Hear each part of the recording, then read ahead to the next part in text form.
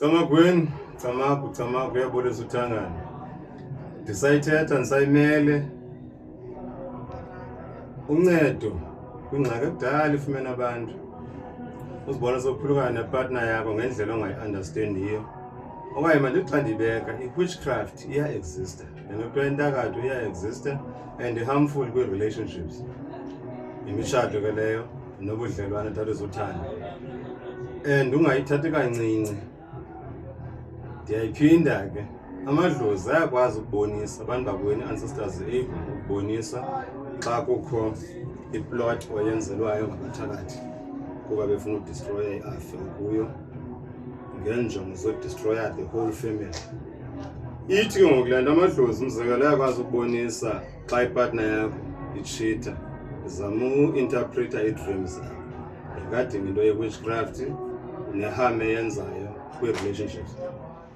Uphuphe umntu oyindoda mhlawumbi okanye olibhinqa bedibene ngentloko, bedibene ngamanqindi, zizelene ngemiva, bukho babona abantwana abangamawele abazele bedibene intloko, funeka babe usikwa ngogqirha. Ebuthongweni iyavela ngelaa hlobo. Ithi ke ngoku lo mntu naye ngoba uthetha naye nje mamele kuwe, khona nenye indoda amamela kuyo esecaleni nibabini kule relationship.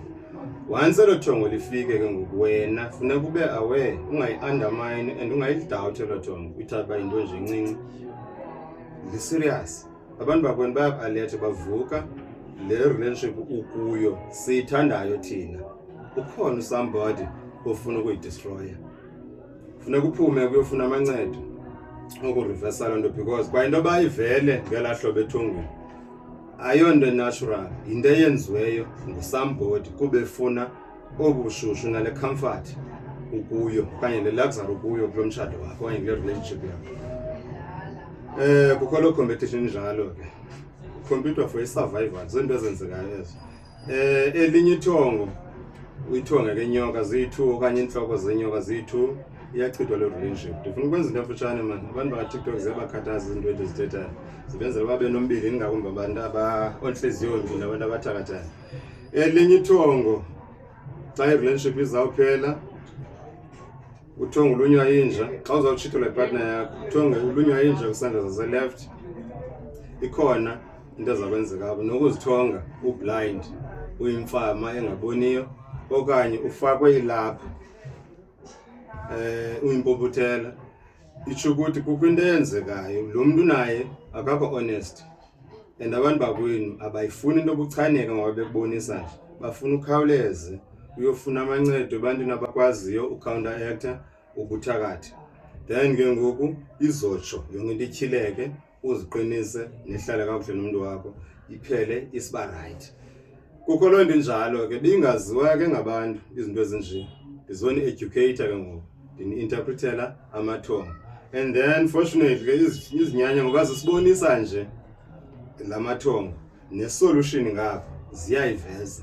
Akhona amayeza okuyilungisa aba-indicate nje problem ba isuka ngaphi iza njani, baphinda babe sebekhupha namayeza okulungisa loo nto so that i-community okanye ii-families zethu esizelelwe kuzo nebebeplene into yoba sibe zizo. Ifamily mos umntu akazikhetheli, yonke laa nto igqitywa yindalo, yimveli namadlozi buzawuzalelwa phi ngehlobo azawuzalwa ngalo. Ihlobo ebegqibe ngalo bona bafuna libe yimpumelelo, that is i-purpose yokube lapha emhlabeni ne-destiny yakho ingaswayishwa ngabantu. Laa nto kuthiwa i-destiny swapping, besebenzisa imilingo ubuqu. Xa kukho loo ngxaki njalo kwamathongweni wakho, ithangane yakho educator namhlanje, vuka uzilungise uhambe uyosika amancedo. Samwe noba uye ngaphi ke baninzi abantu abakwaziyo unceda. Uyazikhangelela mhlawumbi ufumane loo phopho ukwaziyo ukuzilungisa izinto nokwaziyo ukuzibona akuxelela, then akuncede ibe safe impilo yakho, babe covered, security ne-stability. Yeyona nto ifunekayo kwi-relationship. So sicamako impilo uthangane.